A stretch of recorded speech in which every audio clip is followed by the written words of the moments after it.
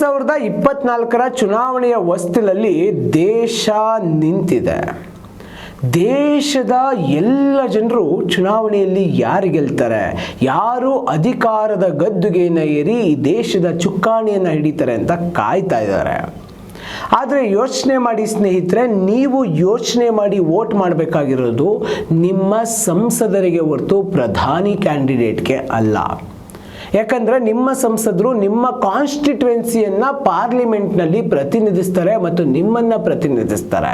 ಸುಮಾರು 3 ಲಕ್ಷ ರೂಪಾಯಿ ಸಂಬಳವನ್ನು ಪಡ್ಕೊಳ್ತಾ ಇರುವಂಥ ನಿಮ್ಮ ಸಂಸದರು ನಿಮ್ಮ ಸಂಬಳಕ್ಕೆ ಸರಿಯಾಗಿ ಕೆಲಸ ಮಾಡ್ತಿದ್ದಾರೆ. ಯಾಕಂದರೆ ನಿಮ್ಮ ಜೇಬಿನಿಂದ ನೀಡ್ತಾ ಇರುವಂಥ ಸಂಬಳ ಅದು, ನಿಮ್ಮ ಬೆವರಿನ ದುಡ್ಡಿಂದ ನೀಡ್ತಾ ಇರುವಂಥ ಸಂಬಳ ಅದು. ನೀವು ಆಯ್ಕೆ ಮಾಡಿಕೊಳ್ಳುವಂಥ ಸಂಸದರು ನ್ಯಾಯಪರವಾಗಿದ್ದಾರಾ, ಜವಾಬ್ದಾರಿಯುತವಾಗಿದ್ದಾರಾ, ಅವ್ರ ಮೇಲೆ ಯಾವುದೇ ಕ್ರಿಮಿನಲ್ ಕೇಸ್ಗಳಿಲ್ವಾ, ಯಾವುದೇ ಕರಪ್ಷನ್ ಕೇಸ್ಗಳು ಅವ್ರ ಮೇಲಿಲ್ವಾ, ಹೇಗೆ ಕೆಲಸ ಮಾಡ್ತಾರೆ, ಅವ್ರ ಪರ್ಫಾರ್ಮೆನ್ಸ್ ಆಗಿದೆ, ಇದನ್ನೆಲ್ಲ ತಿಳ್ಕೊಳ್ಳೋದು ಬಹುಮುಖ್ಯ. ಮತ್ತು ಅವ್ರ ಮಾತನ್ನು ಕೇಳಿಸ್ಕೊಳ್ಳಿ. ಅವರೇನಾದರೂ ನಾವು ಜಾತ್ಯತೀತರು ಅಂತ ಹೇಳಿದ್ರೆ ನಡಿಯಪ್ಪ ಸಾಕು ಅಂತ ಹೇಳಿ. ಅವರೇನಾದರೂ ನಾವು ಧರ್ಮ ರಕ್ಷಕರು ಅಂತ ಹೇಳಿದ್ರೆ ಆಯ್ತಣ್ಣ ಕೇಳಿಸ್ಕೊಂಡಿದ್ದೀವಿ ಅಂತ ಹೇಳಿ. ಯಾಕಂದರೆ ನಾವು ಧರ್ಮ ರಕ್ಷಕರು, ನಾವು ಜಾತ್ಯತೀತರು, ನಾವು ಅದ್ರ ರಕ್ಷಣೆ ಮಾಡ್ತೀವಿ, ಇದನ್ನ ರಕ್ಷಣೆ ಮಾಡ್ತೀವಿ ಅಂತ ಹೇಳ್ತಾ ಇರುವಂತಹ ನಮ್ಮ ನಾಯಕರ ಮಕ್ಕಳುಗಳು ದೊಡ್ಡ ದೊಡ್ಡ ವಿದೇಶಗಳಲ್ಲಿ ದೊಡ್ಡ ದೊಡ್ಡ ಪದವಿಯನ್ನು ಪಡ್ಕೊಳ್ತಾ ಇದ್ದಾರೆ. ಇವರು ನಾವು ರಕ್ಷಣೆ ಮಾಡ್ತೀವರಪ್ಪ, ನಾವು ಜಾತ್ಯತೀತರಪ್ಪ, ನಾವೆಲ್ಲರನ್ನೂ ಪ್ರೀತಿಸ್ತೀವರಪ್ಪ, ನಾವು ಧರ್ಮ ರಕ್ಷಕರಪ್ಪ ಅಂತ ಇಲ್ಲಿ ನಾಟಕ ಮಾಡಿಕೊಂಡು ನಮ್ಮನ್ನು ದಾರಿ ತಪ್ಪಿಸ್ತಾ ಇದ್ದಾರೆ. ಅವರೇನಾದರೂ ನಿಜವಾದ ಅಭಿವೃದ್ಧಿ ಬಗ್ಗೆ ಮಾತಾಡಿದ್ರೆ, ಕೆಲಸಗಳ ಬಗ್ಗೆ ಮಾತಾಡಿದ್ರೆ, ಮತ್ತು ಅವ್ರ ಪ್ರೊಫೈಲ್ ಚೆನ್ನಾಗಿತ್ತು ಅಂದರೆ ನೀವು ಅವ್ರನ್ನ ಆಯ್ಕೆ ಮಾಡ್ಕೊಳ್ಳಿ. ಯಾಕಂದರೆ ಎಲ್ಲರ ಪ್ರೊಫೈಲು ಚೆನ್ನಾಗಿಲ್ಲ. ನಿಮಗೆ ಪ್ರೊಫೈಲ್ಗಳ ಬಗ್ಗೆ ಹೆಂಗೆ ತಿಳ್ಕೊಬೇಕು ಅಂದರೆ, ನಾನು ಮೊದಲೇ ಇನ್ನೊಂದು ಕಳೆದ ವಿಡಿಯೋನಲ್ಲಿ ಹೇಳಿದ್ದೀನಿ ಹೆಂಗಿರಬೇಕು. myNeta.info ಈ ವೆಬ್ಸೈಟ್ಗೆ ಹೋದರೆ ನೀವು ನಿಮ್ಮ ಕ್ಯಾಂಡಿಡೇಟ್ ಪ್ರೊಫೈಲ್ನ ನೀವು ತಿಳ್ಕೊಳ್ಬೋದು. ಅವನೇನು ಕೆಲಸ ಮಾಡಿದ್ದಾರೆ, ಅವ್ರ ಮೇಲೆ ಏನು ಕ್ರಿಮಿನಲ್ ಕೇಸ್ ಇದೆ, ಅವರು ಹೇಗೆ ಕೆಲಸ ಮಾಡಿದ್ದಾರೆ, ಅಭಿವೃದ್ಧಿ ಕೆಲಸಗಳನ್ನೇನಾದರೂ ಒಂಚೂರು ಮಾಡವರಾ, ಇದನ್ನು ತಿಳ್ಕೊಬೋದು.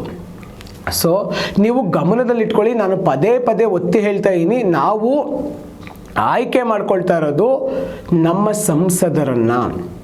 ಯಾಕಂದರೆ ನನ್ನ ಒಂದು ಸ್ಥಳದಲ್ಲಿ ತೊಂದರೆ ಆದಾಗ, ನನ್ನ ಸ್ಥಳದಲ್ಲಿ ಏನಾದರೂ ಪ್ರಾಬ್ಲಮ್ ಆಯಿತು ಅಂದರೆ ನನ್ನ ಸಂಸದರು ಬರಬೇಕಲ್ಲಿಗೆ, ಅಲ್ಲಿ ಬಂದು ಅವ್ರ ಕೆಲಸವನ್ನು ಮಾಡಿಕೊಡ್ತಾರೆ.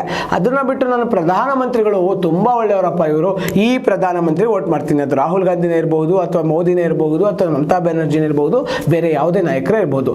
ನಾನು ರಾಹುಲ್ ಗಾಂಧಿ ಅವರ ಹೆಸರನ್ನು ನೋಡಿಕೊಂಡು ನಾನು ರಾಹುಲ್ ಗಾಂಧಿ ಅವರಿಗೆ ವೋಟ್ ಮಾಡ್ತಾ ಇದ್ದೀನಿ ಅಂತ ವೋಟ್ ಮಾಡಿದ್ರೆ, ನಾವು ನಮ್ಮ ಏರಿಯಾದಲ್ಲಿ ಯಾವುದಾದ್ರು ತೊಂದರೆ ಬಂದಾಗ ರಾಹುಲ್ ಗಾಂಧಿ ಅವ್ರನ್ನೋ, ನರೇಂದ್ರ ಮೋದಿ ಅವ್ರನ್ನೋ, ಮಮತಾ ಬ್ಯಾನರ್ಜಿ ಅವ್ರನ್ನೋ ಕೇಳೋಕೆ ಸಾಧ್ಯ ಇಲ್ಲ. ಯಾಕಂದರೆ ಅವರು ಪ್ರಧಾನಿ ಸ್ವಾಮಿ, ಅವ್ರು ಬಂದು ನಮ್ಮ ಕೆಲಸ ಮಾಡೋಕ್ಕಾಗಲ್ಲ. ಅದರ ಬದಲು ನೀವು ಪ್ರಧಾನಿ ಕ್ಯಾಂಡಿಡೇಟ್ನ ನೋಡಿ ವೋಟ್ ಮಾಡೋದ್ರ ಬದಲು ನಿಮ್ಮ ಸಂಸದರನ್ನ ನೋಡಿ ಅವರ ಪ್ರೊಫೈಲನ್ನು ಚೆಕ್ ಮಾಡಿ, ಹೇಗಿದ್ದಾರೆ, ಹೇಗೆ ಕೆಲಸ ಮಾಡ್ತಾರೆ, ಜೀವಪರವಾಗಿದ್ದಾರಾ, ಅವರೆಷ್ಟು ಸೆನ್ಸಿಬಲ್ ಆಗಿದ್ದಾರೆ, ಅವ್ರ ಮಾತು ಹೆಂಗಿದೆ, ಇವೆಲ್ಲವನ್ನು ನೀವು ಯೋಚನೆ ಮಾಡಿ ಒಬ್ಬ ಒಳ್ಳೆಯ ಸಂಸದನ್ನು ಆಯ್ಕೆ ಮಾಡ್ಕೊಳ್ಳೋದ್ರ ಮೂಲಕ ನಿಮ್ಮ ಮಕ್ಕಳಿಗೆ, ನಿಮ್ಮ ಸುತ್ತಮುತ್ತಲಿನ ಜನಗಳಿಗೆ ಒಂದು